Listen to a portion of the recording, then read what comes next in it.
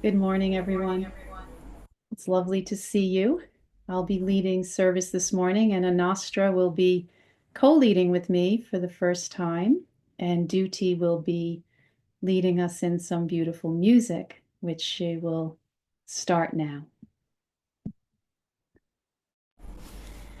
Okay, please sing with me. Long I've called you, my Lord, long I've called you. Many years I have longed for your sight. Bathe the darkness with tears of devotion. Offer candles in prayer to your light. How much longer, friend, must I cry your name? I am yours, ever yours. Will you come? Long I've called you, my Lord, long I've called you. Many years I have longed for your sight. Bathe the darkness with tears of devotion. Offered candles in prayer to your light. How much longer, friend, must I cry your name? I am yours, ever yours. Will you come?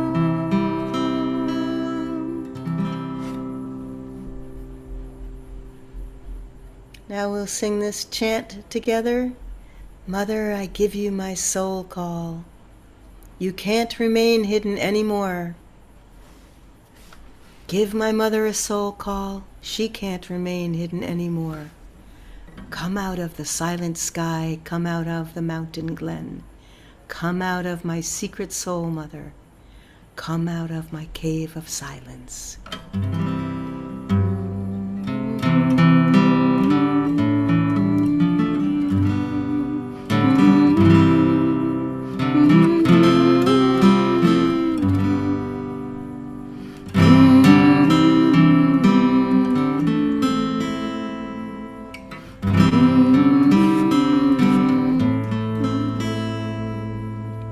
Mother, I give you my soul, soul call. You can't remain hidden anymore. You can't remain hidden anymore. Give my mother a soul, soul call. She can't remain hidden anymore. She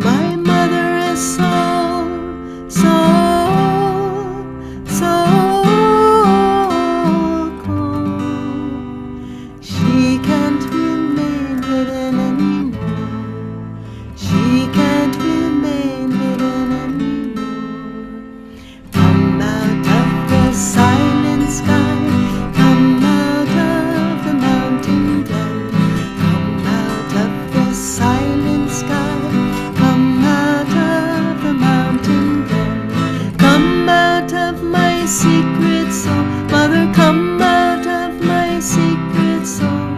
Come out of my secret soul. Mother, come out of my secret soul.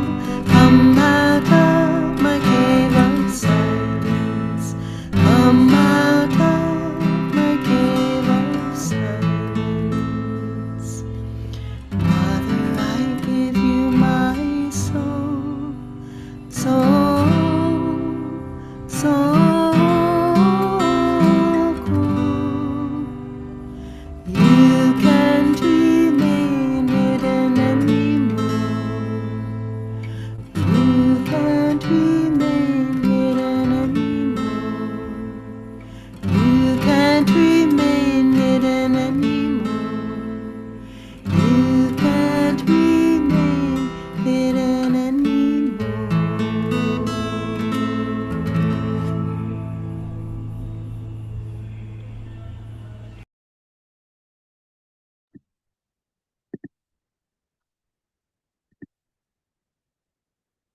Let's prepare for meditation. Come into an upright position, spine erect yet relaxed. Bring your awareness to the point between the eyebrows, the Agya chakra. Feel as though you're gazing straight ahead towards infinity.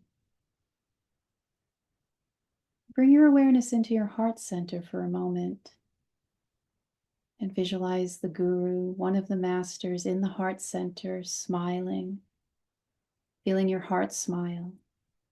Draw that energy up to the point between the brows and send out a soul call for deeper receptivity, deeper attunement to the vibration of the holy ones, the great masters.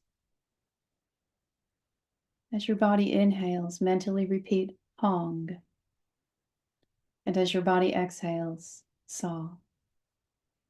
Meaning, I am that.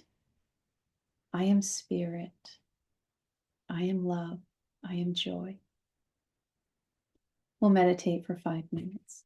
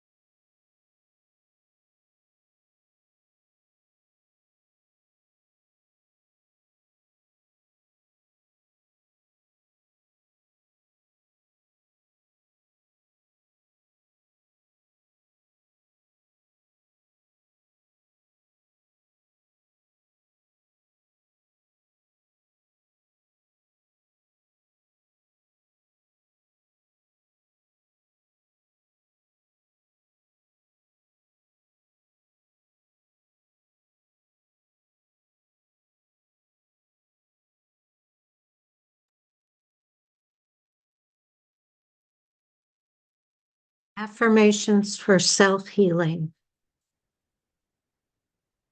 Sharing. True happiness is found not in possessions, but in sharing what one has with others. Thus is one's self-identity expanded as he learns to live in and enjoy a greater reality. People who gladly share with others feel themselves bathed by a constant inner stream of happiness. Sharing is the doorway through which the soul escapes the prison of self-preoccupation. It is one of the clearest paths to God. Please repeat the affirmation in a loud voice to command the full attention of your conscious mind. What I give to others, I give not away. For in my larger reality, it remains ever mine.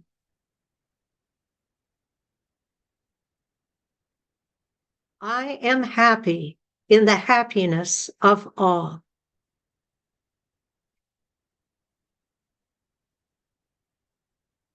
Now repeat the affirmation in a conversational tone to absorb more deeply the meaning of the words.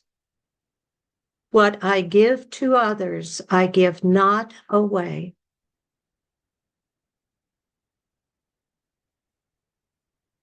For in my larger reality, it remains ever mine.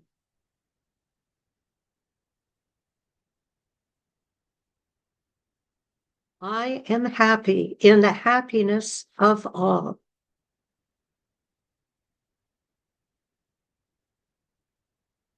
Now, in a whisper, carrying their meaning down into the subconscious.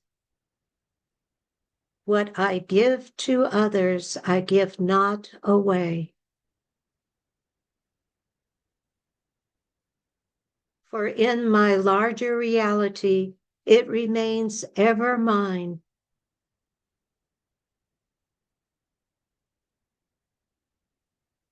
I am happy in the happiness of all.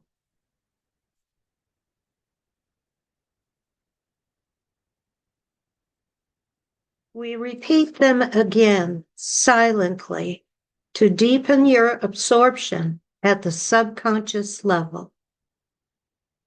What I give to others, I give not away. For in my larger reality, it remains ever mine. I am happy in the happiness of all.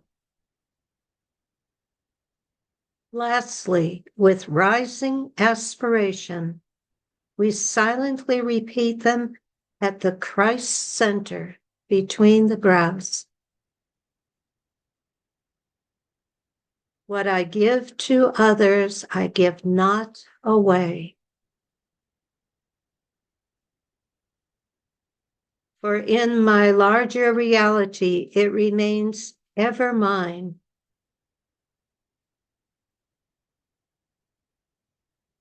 I am happy in the happiness of all.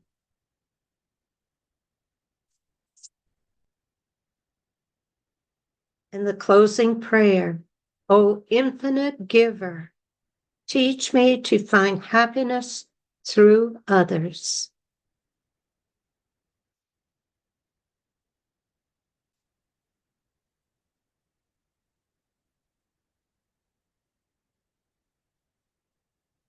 And now we'll have a reading from Rays of the One Light, weekly commentaries on the Bible and the Bhagavad Gita by Swami Kriyananda.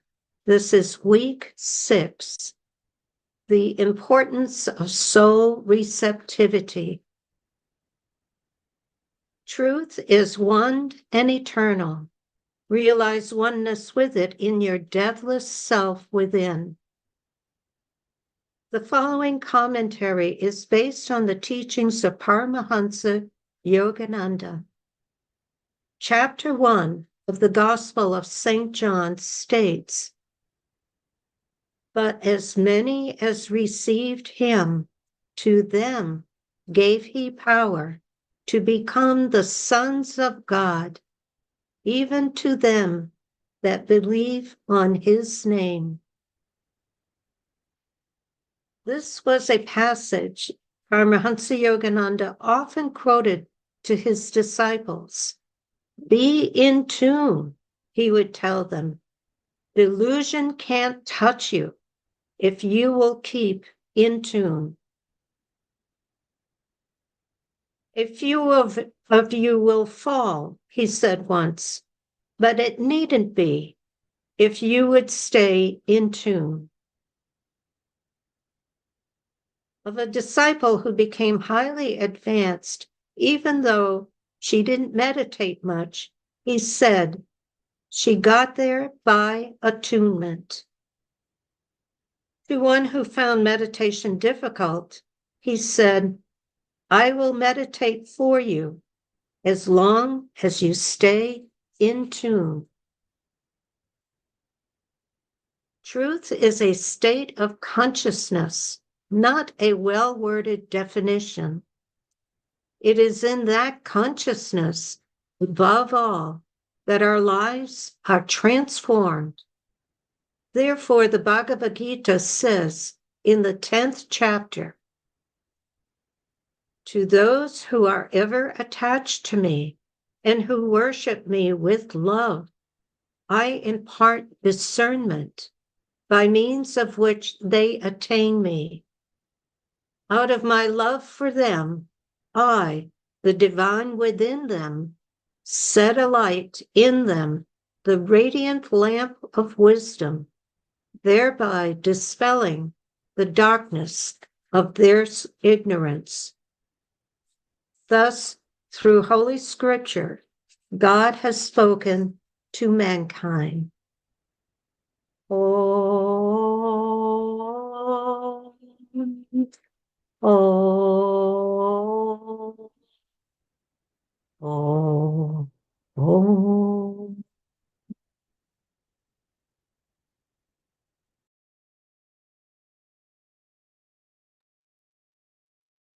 And I'll start with a reading from Whispers from Eternity this morning.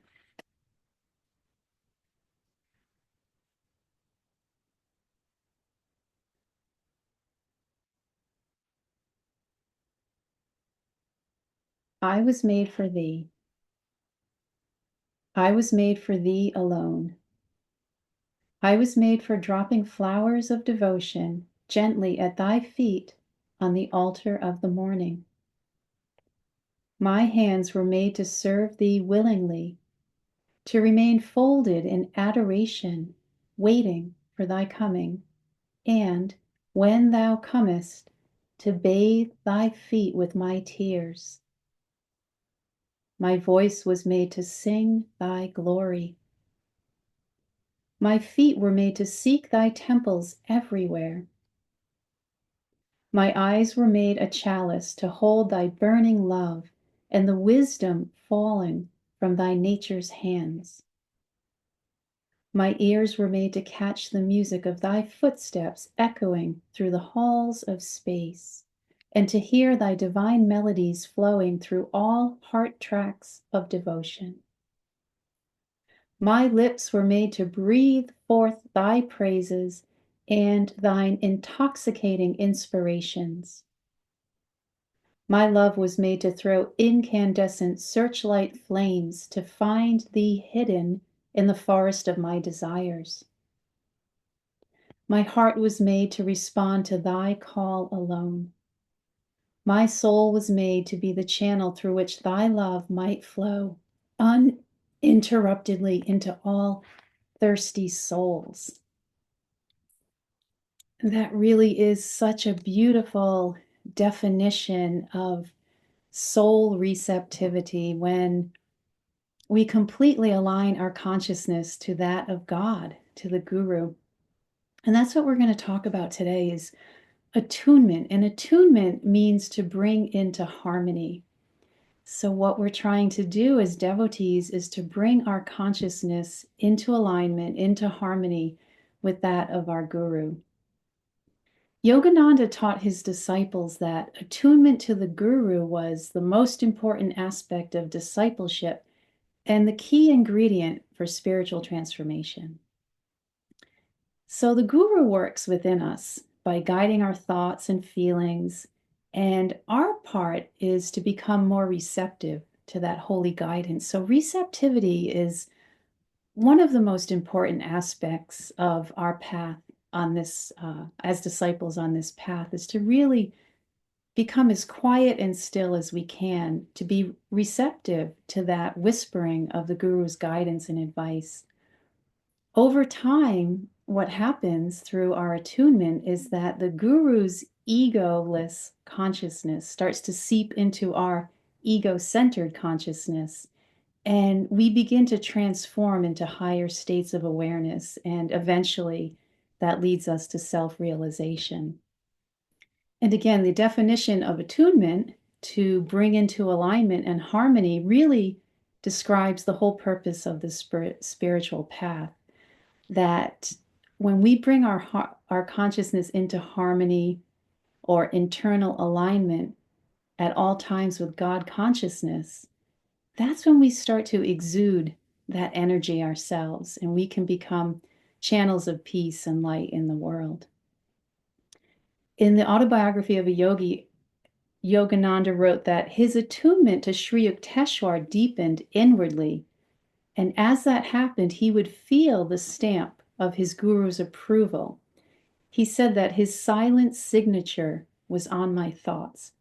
And that's what happens to us. The more that we attune ourselves to Master or Jesus or any of the gurus on our line of great masters, is that we start to feel an internal compass, a knowing, a guidance in everything that we do. And when we're off course, we also feel that gentle correction from the Guru if we stay open to that vibration.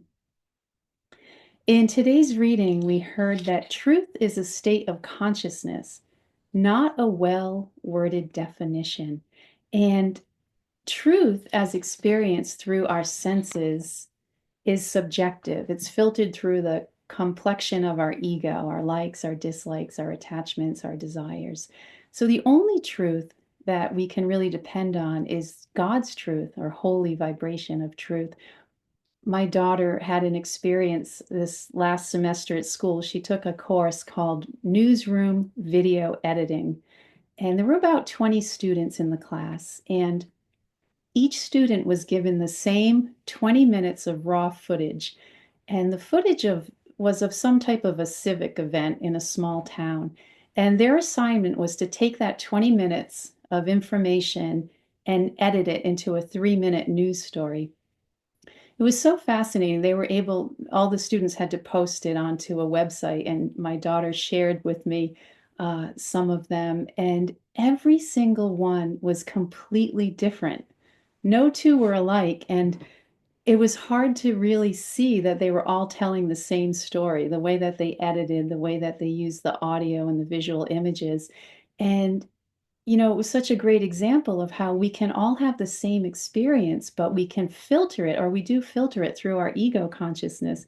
And depending on our past experiences, our attachments, our desires, the truth is different for each of us. So really, again, truth through the senses isn't truth. It's divine truth and soul receptivity that brings us into that true knowledge of God's love, God's peace, God's joy in the world. And that's the only thing that we can really depend on as far as truth. In the Bhagavad Gita today, to those who are ever attached to me and worship me with love, I impart discernment by means of which they attain me. Out of my love for them, I, the divine within them, set alight within them the radiant lamp of wisdom, thereby dispelling the darkness of their ignorance. And discernment and wisdom are so crucial now in the world that we find ourselves in, the culture, what's happening right now all over the world. There's seems to be permission for a mean-spiritedness.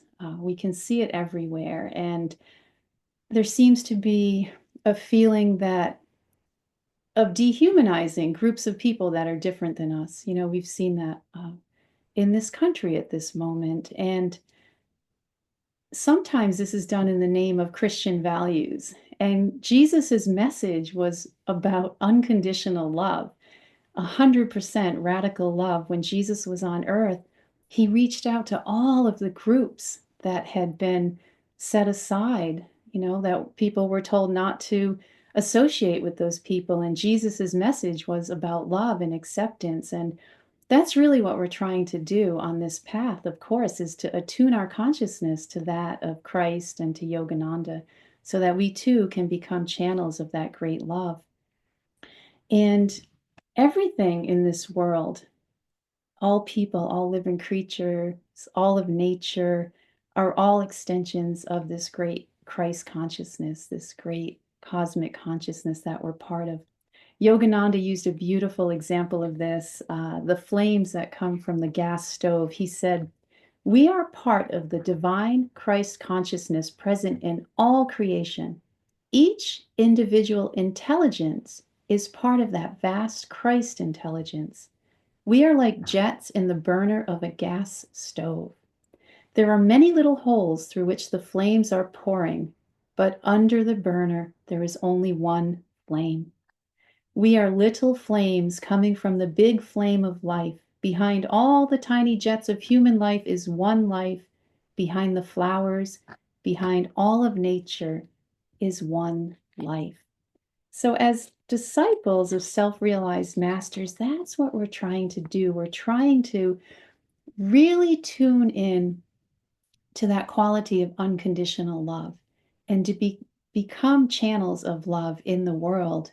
Because the more that we can transfer that divine love, that expansive quality of love, we start to affect change in the world. Because as we know, love is an actual energy. Our thoughts are energy, our actions are energy. So we're really being called to search our own hearts. And if there's any darkness in our heart, if there's any prejudice, if there's ever a moment where we're separating ourselves from another person, that's the time to really go and dig deep and really find that divine love, that capacity to love everyone equally. We had a movie night at the church on Friday night. We watched Awake, which was really, really wonderful. And we had so much good feedback that now we're thinking maybe we should do a monthly movie night where we can watch movies about the saints and other inspirational things. But one of the speakers in the movie was a physicist, and she took what Yogananda was saying about the little flames, you know, the flame is the same, but the little pilots that come out are all individual packets. And she described cosmic consciousness and human beings as being little packets containing that great consciousness. And she talked about how we're all created equally from that same energy and express that cosmic energy in our own unique way. And that's what's so miraculous about all of this, is that we are all part of the same cosmic consciousness, divine love, but God made each and every one of us completely unique. No two people are alike. Even twins, identical twins, have their own uniqueness to that. And in that uniqueness, we're being called to express God through ourselves and offer the gift that each one of us has. Everyone has a special way to offer that divine love out into the world. Another way of saying this, basically, as we practice Kriya Yoga helps to awaken this energy that's in us already. It brings it up to the brain. And that process daily of meditating and practicing Kriya, we transform our brain and we start to tune in more fully to that great cosmic consciousness. And our ego consciousness starts to take a back seat. And that's what really soul receptivity is, to get to the point where we're 100% locked into that consciousness, that cosmic consciousness, that divine consciousness. That helps us really identify with our soul nature versus the ego nature. One of the other things in the movie that really struck me, Yogananda started the Ranchi school for boys at the time. Now it's open to boys and girls. And they filmed a classroom, current contemporary classroom at the school. And the teacher asked the students, they were talking about the spiritual principles, and she asked what the most important principle was. And a little boy raised his hand and he said, "Love conquers all." And it was so sweet. And, you know, that almost sounds like a bumper sticker. It can sound cliche, love conquers all, but it really is the divine truth that Yogananda said that at the center of everything, this cosmic energy, the Om vibration is love. So the more we tune into that, again, soul receptivity into divine love, the more that we can really transform ourselves and elevate consciousness in the world that we're living in.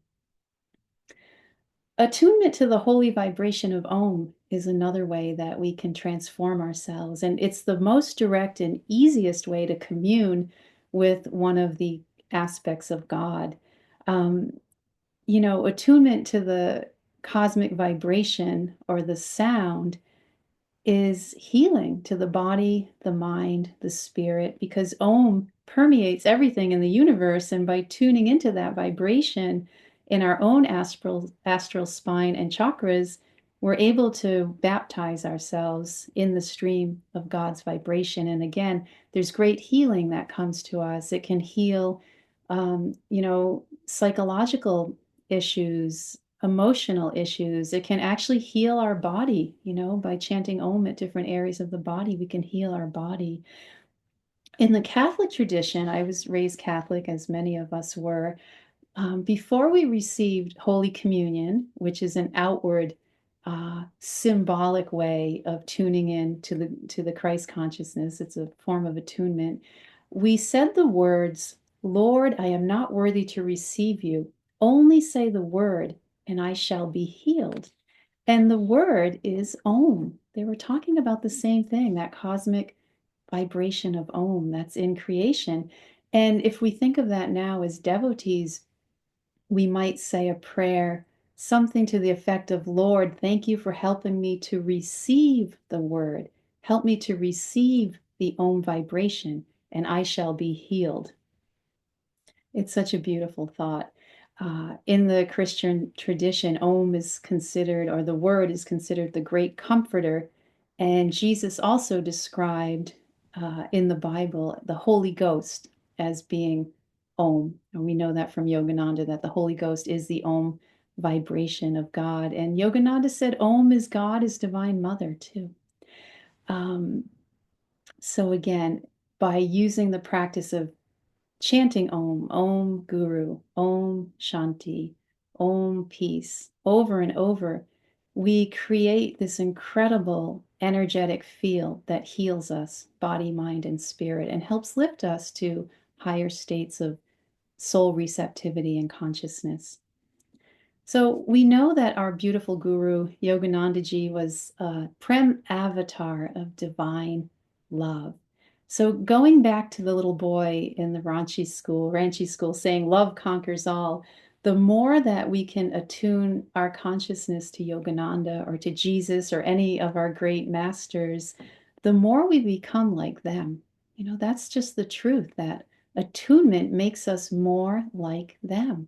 And that's really what we're aspiring to do. When we truly tune into divine love, we experience unity consciousness. And that's so important right now, that we live in unity consciousness, that we recognize every person as being a brother or a sister or a friend. And there are souls that are in a different level on the continuum of self-realization. And instead of feeling anger towards them, we should feel compassion, and we should send them our vibrations, healing vibrations of love and acceptance, and pray for them that they too can open up to this great divine love. Because again, the more that we put that out into the world, it's going to change consciousness. It's going to help other people as well tune in to that vibration. It'll touch their soul in some way. The last thing about the movie Awake that I'd like to talk about this morning, which really touched me, was that Yogananda had a moment after he went to India. He had been in America for 15 years and he went to visit India to see his guru, Sri Yukteswar. And he was there for 1 year. And during that time, Sri Yukteswar passed away. And Yogananda really struggled for a moment. He wasn't sure that he wanted to come back to America because he had left with some difficulties and he just felt that draw of being in his homeland. But then he had a moment of realization where he said, "My home is where I am." And what he meant by that was that God is within me, and wherever I am, I'm at home. And he said, "I am home in the train. My home is in the ship. My home is in India. My home is in America." And that's such a beautiful thing for us to remember that we carry that portable paradise within us. We carry God within our hearts, and that's our true home. So it doesn't matter where we are in the world or what we're doing, as long as we remember and we tune into that great realization that God is in here. This is our church. This is our place. And many of us online today are going on Friday to India. We're going to a pilgrimage, and the definition of pilgrim is one who journeys to a holy place as a devotee. And it's wonderful to go on pilgrimage if you can at some point, but ultimately, the pilgrimage is within us. So, our daily meditation practice, our daily Kriya practice, when we sit to pray, to chant, to offer our love to God, we're taking that journey back to God within ourselves. So, that is truly the pilgrimage, our daily practice to keep going back to God every day in every situation. And that's how eventually we come to this great place of self realization. And the other part of that that's so important is that this is the most profound journey we take because to go within, we actually leave the foreign land of our ego and we return home to our soul nature. And that really is what we're doing on this path of self realization. Well, tonight is Super Bowl Sunday. So, for any football fans out there, we have to remember and recognize that the athletes that we'll see tonight have spent countless hours over the years, many years of practice, daily practice, strength training, memorizing plays and moves, and learning how to control their energy on and off the field. And it's a nice reminder for us because we are spiritual athletes and we do the same thing through our daily practice. We've spent years and years and years going back daily to these beautiful practices, and we learn to control our energy. We learn discipline. We attune our consciousness to the masters. And what's really important for us to remember is that we are always on the winning team. You know, tonight there'll be a winning team and a losing team. We're completely on the winning team every day, no matter what happens. If we have a good day or a bad day meditating, we are on God's team.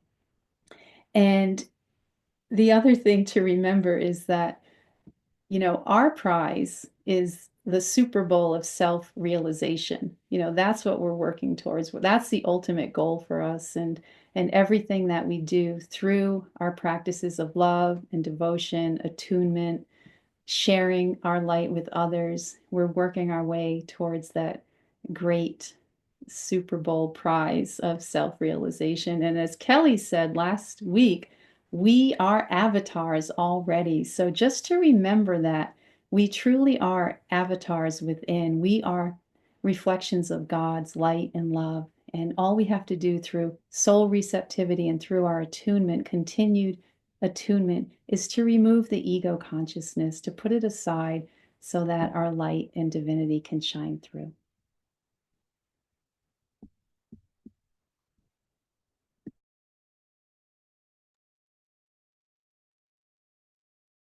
Thank you, Kyle. So now it's time for an offering. And if you wish, You can either mail your offering or click donate on Ananda website, or whatever way you would like to make a donation. That would be appreciated. So please join me in this prayer. Please take whatever you would like to give and place in your right hand and repeat after me. Divine Mother, we offer to thee the fruit of our labors. Bless this offering, that it serve as a channel of thy light to truth-seeking souls everywhere.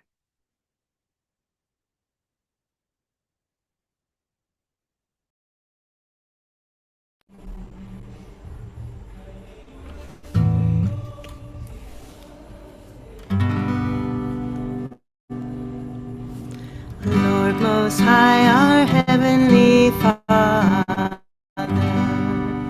all our lives we dedicate to Thee. All our labors, all our joys and woes, all our pleasure, all our melody.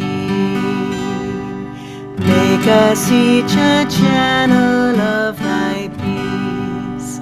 When in darkness, guide us from above. Where there's sorrow, may we sow Thy joy. Where there's hatred, may we show